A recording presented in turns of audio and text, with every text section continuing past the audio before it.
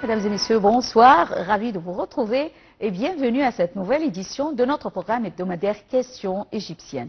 Eh bien, la question qu'on va aborder aujourd'hui sera la visite du prince héritier de l'Arabie Saoudite, Monsieur Mohammed bin Salman, en Égypte. Et cette visite a eu lieu au cours de mardi jusqu'à jeudi au Caire. Mais avant de commencer notre débat essentiel d'aujourd'hui, nous allons voir ensemble un commentaire concernant le président Abdel Fattah el-Sisi qui a reçu ce matin une délégation de la Chambre des représentants des États-Unis. Au cours de la rencontre, le président el-Sisi a souligné la nécessité de mettre fin à la guerre en cours à Gaza et au Liban et de mettre fin à la crise humanitaire.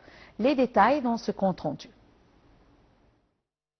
Le président Abdel Fattah el-Sisi a reçu samedi une délégation bipartisane de la Chambre des représentants des États-Unis dirigée par le représentant Tom Cole, président de la Commission des crédits, en présence du docteur Badr Abdelghati, ministre des Affaires étrangères, de l'immigration et des expatriés égyptiens. La réunion a porté sur la situation régionale.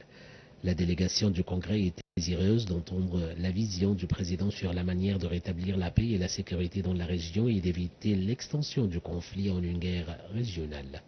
Dans ce contexte, le président Abdel Fattah el-Sisi a expliqué la nécessité de mettre fin à la guerre en cours à Gaza et au Liban, d'avancer fermement dans le processus de cessez-le-feu et d'échange d'otages et de mettre en œuvre l'aide humanitaire immédiatement et en grande quantité suffisante pour mettre fin à la crise humanitaire qui s'aggrave. C'est ce qu'a déclaré le porte-parole officiel de la présidence de la République. Le président a évoqué les efforts conjoints égypto-qatario-américains déployés au cours de la période écoulée, expliquant qu'il fallait une volonté politique de la part de toutes les parties et une pression intense de la part de la communauté internationale pour réaliser des congrès tangibles en vue de rétablir la sécurité et d'ouvrir la voie à la paix. Dans ce contexte, un dialogue ouvert a eu lieu entre le président et les membres du Congrès américain sur la solution des deux États. Le président a souligné que la création d'un État palestinien indépendant est la clé pour désamorcer les tensions régionales et promouvoir la voie d'une paix et d'une sécurité réelle et durable afin de réaliser les intérêts de tous les peuples de la région et d'ouvrir la voie à la stabilité, au développement et à la prospérité. La réunion a également passé en revue la situation régionale, les crises dans la région et les efforts de l'Égypte pour les résoudre et les contenir. Au cours de la réunion, les membres du Congrès américain ont affirmé la fierté de leur pays à l'égard du partenariat stratégique bien établi entre l'Égypte et les États-Unis, appréciant le rôle de l'Égypte et du président Abdel Fattah el-Sisi dans les efforts continus déployés pour établir la paix et la stabilité et affirmant le soutien des États-Unis à l'Égypte et leur volonté de poursuivre les consultations et la coordination conjointe sur diverses questions dans l'intérêt de la paix et de la sécurité régionale et internationale.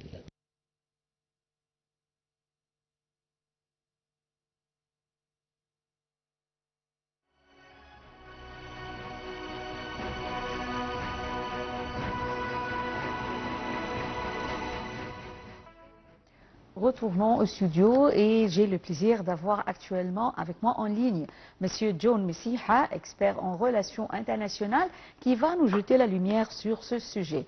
Alors, le président Abdel Fattah el-Sisi et le prince héritier d'Arabie Saoudite, Mohammed bin Salman, ont assuré cette semaine, lors d'une visite officielle de bin Salman à l'Égypte, que la création d'un État palestinien souverain conformément aux résolutions de la légitimité internationale est l'unique moyen d'instaurer le calme, la paix et la sécurité dans la région de manière durable.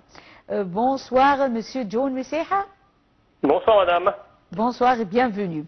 Merci beaucoup.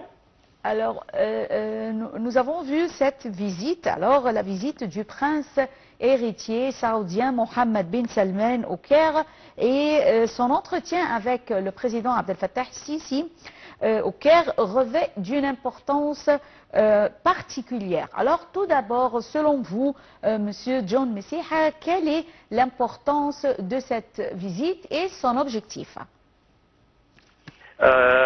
Bonsoir à vous-même et à tous vos téléspectateurs. Tout d'abord, il convient de rappeler la phrase du général de Gaulle qui disait il n'est de politique que de géographie. Bon. Dans la région du Moyen-Orient, les deux plus grands pays, déjà géographiquement, mais aussi, on va dire, économiquement et politiquement et militairement, c'est l'Arabie Saoudite et l'Égypte. Je parle bien sûr des pays arabes. Et donc évidemment, la rencontre entre les deux chefs d'État des deux plus grandes puissances régionales revêt toujours un caractère exceptionnel et un caractère stratégique qu'il faut savoir analyser. Ça c'est sur la forme. Maintenant sur le fond, il est vrai que cette visite arrive dans un contexte extrêmement tendu sur le plan régional, puisque comme chacun sait, depuis maintenant presque un an, il y a une guerre de basse intensité qui a commencé après le 7 octobre, enfin le jour du 7 octobre, et de l'attaque du Hamas sur Israël, et qui s'est poursuivie par la contre-attaque israélienne. Évidemment que l'Égypte, dans ce contexte, qui est, rappelons-le, le premier pays à avoir signé un traité de paix avec Israël, a un rôle diplomatique majeur à jouer dans la région, puisque c'est le seul pays, c'est même pas le cas de l'Arabie Saoudite, attention, hein, c'est le cas de l'Égypte, c'est un des seuls pays de la région qui peut parler à toutes les parties en guerre. Ouais. C'est-à-dire que la force de l'Égypte, c'est d'être en capacité de parler avec le Hamas et d'être en capacité de parler avec Netanyahou. Ouais. Évidemment, avec tous les autres partenaires. Donc, l'Égypte est un pays qui est un peu trait d'union dans le conflit régional actuel. Et évidemment, lorsqu'on parle d'un État palestinien, le problème de l'État palestinien, c'est qu'il ne peut pas se construire avec le Hamas. Rappelons que le Hamas est une branche des frères musulmans. Les frères musulmans, c'est une organisation qui est classée comme organisation terroriste en Égypte, aux Émirats arabes unis et en Arabie saoudite. Donc il faut que les Palestiniens retrouvent un leadership politique qui ne soit plus allié aux frères musulmans. Il faut, comment dirais-je, laïciser en quelque sorte Gaza, laïciser les territoires palestiniens, les remettre dans une autorité civile comme l'OLP par exemple, puisque Yasser Arafat avait justement créé une organisation qui ne soit pas une organisation religieuse, mais qui soit une organisation politique. Et évidemment, à cette condition-là, lorsque les Palestiniens... Vous voulez dire, Monsieur Messiha, comme celle de Fatah? Pardon? Vous voulez dire comme celle de Fatah? Oui, par exemple, exactement. Évidemment, il faut que Fatah aussi renonce, mais je crois qu'ils l'ont fait, à toute velléité d'attaque terroriste. C'est-à-dire que, si vous voulez, la grande force de l'Égypte en 1979 et du président Sadat, ça a été quoi? C'est de reconnaître que de toute façon, Israël ne peut pas disparaître de la région. Ouais. Et à partir du moment où l'Égypte de Sadat a reconnu l'existence et la pérennité d'Israël, bah, évidemment qu'on est rentré, je dirais, dans une logique de paix. Mais si vous avez en face de vous des adversaires, des ennemis, dont le seul objectif, c'est de vous détruire et de vous éliminer de la région, ben, la paix n'est pas possible. La paix n'est possible contre gens qui se reconnaissent entre eux. On peut se faire la guerre, on peut être adversaire, on peut s'entretuer, mais in fine, il faut reconnaître la légitimité de l'existence de l'ennemi. Or, le Hamas, son objectif n'est pas de faire la paix. Son objectif, c'est d'éliminer Israël de la carte de la région.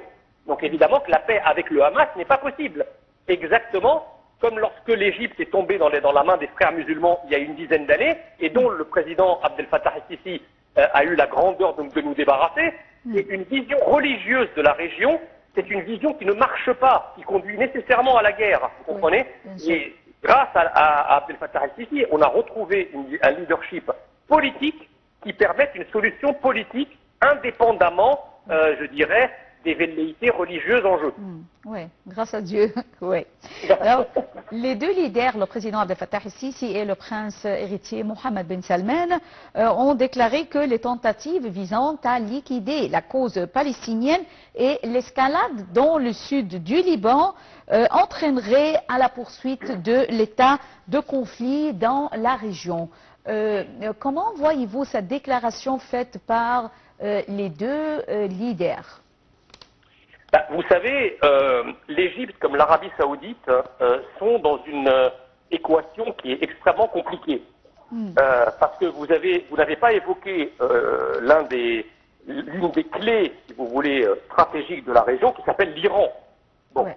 L'Iran est un pays, comme vous le savez, un pays chiite, une république islamique, qui a aussi une forme de suprémacisme religieux qui ressuscite le vieil antagonisme entre les Perses et les Arabes et qui veut, dont le rêve en fait, c'est d'étendre son influence dans le monde arabe. Alors il y arrive à travers la Syrie, à travers le Hezbollah et à travers maintenant le Hamas, qui est l'allié de circonstance, bien que le Hamas soit sunnite, il est l'allié de circonstance du Hezbollah puisqu'ils ont un ennemi en commun.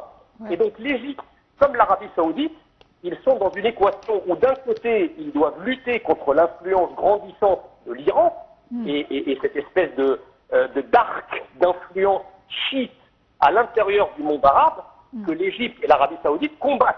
C'est pour ça que l'Égypte et l'Arabie Saoudite combattent aussi l'idée que l'Iran puisse un jour se doter de l'arme nucléaire, parce que ça viendrait bouleverser les équilibres stratégiques et militaires de la région. Ouais. Et donc en fait, nous avons un pays qui aussi se bat contre l'Iran, qui est Israël. Et donc en fait, l'Égypte, comme l'Arabie Saoudite, se trouve dans une équation assez complexe, où d'un côté, ils ne peuvent pas attaquer frontalement Israël, parce que Israël a le même ennemi que l'Égypte et l'Arabie Saoudite, c'est-à-dire l'Iran, mais en même temps, l'Égypte et l'Arabie Saoudite ne peuvent pas laisser tomber les Palestiniens. Et donc, ils doivent composer avec l'Iran. Et donc tout ça crée, je dirais, un dossier régional et stratégique d'une complexité absolument énorme, qui n'est pas facile à résoudre. Et donc la rencontre entre Mohamed Ben Salman et le président Abdel Fattah el-Sisi rencontre des enjeux stratégiques, historiques presque. Oui.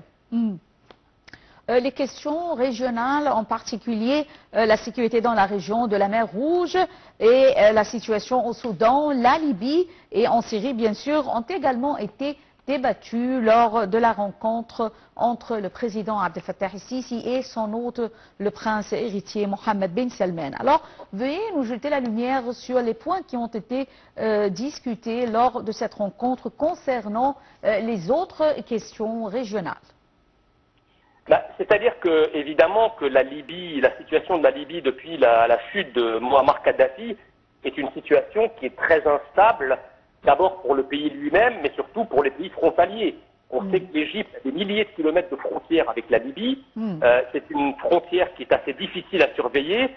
On sait que l'État islamique Daesh a un pied important en Libye et il y a évidemment une surveillance extrêmement importante de la part du pouvoir égyptien à avoir sur la frontière libyenne pour éviter les incursions terroristes en Égypte, sachant que l'Égypte, évidemment, combat l'État islamique. On se souvient, après le martyre des 21 Égyptiens coptes qui ont été exécutés par l'État islamique en Libye il y a à peu près une dizaine d'années, le président Abdel Fattah el-Sisi a Permettez-moi, Monsieur John Messiha, mais on est habitué à dire que Daesh est une, bien sûr, organisation terroriste, mais pas une organisation islamique, puisque on trouve plusieurs nationalités et plusieurs religions dans cette organisation terroriste Daesh. Oui, bien sûr, non, mais de toute façon, c'est le nom qu'il se donne. Oui, je sais. C'est le nom qu'il se donne, donc moi j'utilise le nom. Oui, c'est son nom, je sais que c'est son nom, mais oui, on le nomme Daesh. Oui. Voilà, c'est ça, Daesh, et je pense qu'il y a d'ailleurs un phénomène de clarification à avoir. Je sais que j'ai énormément d'amis musulmans et d'autorités musulmanes qui rejettent le titre de musulman aux terroristes de Daesh, mais cela dit, voilà, l'Égypte combat Daesh, il se trouve que Daesh a été éliminé ou presque en Irak et en Syrie. Elle se repose maintenant sur la Libye qui est un État failli, il n'y a pas de gouvernement, il n'y a pas de service intérieur, c'est un pays qui est en quasi-guerre civile, et donc comme Daesh profite du chaos, eh bien, ils se sont repliés sur la Libye. Malheureusement, la Libye a une frontière commune avec l'Égypte, et en fait, l'Égypte est le pôle de stabilité régionale. C'est-à-dire que si l'Égypte tombe dans l'instabilité, c'est toute la région qui tombera dans l'instabilité. Et ça, la communauté internationale le sait. C'est pour ça qu'elle apporte son soutien au président Abdel Fattah el-Sisi, parce que précisément, l'Égypte doit demeurer un socle de stabilité dans la région. L'Arabie Saoudite a beaucoup de moyens financiers, mais n'a pas les capacités militaires de l'Égypte. L'Égypte a une armée d'à peu près 1 million de personnes. Elle est dotée en matériel dernier cri grâce au contrat passé avec la France, avec les États-Unis, avec la Russie. L'Égypte étant un pays qui entretient des relations avec tout le monde, elle a le meilleur matériel de plusieurs pays et des soldats aguerris qui sont habitués aux interventions antiterroristes, elle a mené plusieurs guerres par le passé contre Israël. Donc on a l'armée de la région la plus forte du monde. Et nous avons de l'autre côté l'Arabie Saoudite qui, elle, a des moyens financiers, a aussi évidemment une légitimité religieuse parce que c'est le pays qui abrite les lieux saints de l'islam. Et donc effectivement, l'alliance des deux permet effectivement de pouvoir stabiliser autant que faire se peut la région à l'est, c'est-à-dire en Libye, mais aussi à l'ouest du côté, plutôt à l'est du côté du Liban et d'Israël, et aussi à l'ouest du côté de la Libye. De la Libye, oui. Changeons un peu de sujet, Monsieur John Messiha, avec la situation économique. Alors, le président Abdel Fattah el-Sisi et le prince héritier de l'Arabie Saoudite, Monsieur Mohammed bin Salman, avaient également abordé le partenariat économique égypto-saoudien. Veuillez nous parler des relations économiques entre les deux pays. Écoutez, aujourd'hui, l'Égypte elle connaît une croissance à la fois démographique et une croissance économique extrêmement forte. Il y a bien sûr un certain nombre de problématiques liées au contexte international, mais aussi liées aux fondamentaux de l'économie égyptienne. Et il est évident que l'Égypte a besoin de la coopération avec l'Arabie Saoudite, notamment de la coopération financière. Donc en fait, si vous voulez, l'Égypte est le fer de lance de la protection du monde arabe par rapport au terrorisme, par rapport à toutes les tentatives de déstabilisation de la région. Et on sait très bien que les pays du Golfe, dont l'Arabie Saoudite est le plus important, veulent évidemment la stabilité parce que leur économie, notamment l'économie des hydrocarbures, ne peut se pérenniser que s'il y a un calme régional et une tranquillité régionale. Donc on a, vous savez, le général de Gaulle disait, les pays n'ont pas d'amis, ils n'ont que des intérêts. Eh bien, les intérêts entre l'Arabie Saoudite et l'Égypte sont des intérêts économiques majeurs, sont des intérêts également militaires, et il y a évidemment un génie égyptien dans l'invention, dans la technologie, dans la croissance, etc. Et évidemment, l'Égypte aujourd'hui offre un potentiel d'investissement pour les capitaux du Golfe de manière générale et pour les capitaux saoudiens de manière particulière.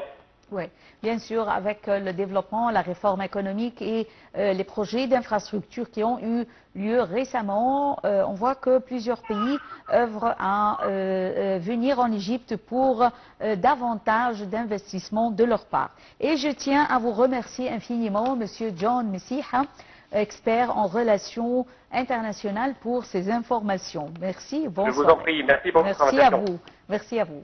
Mesdames et messieurs, nous arrivons à la fin de cette édition de notre programme hebdomadaire Questions égyptiennes.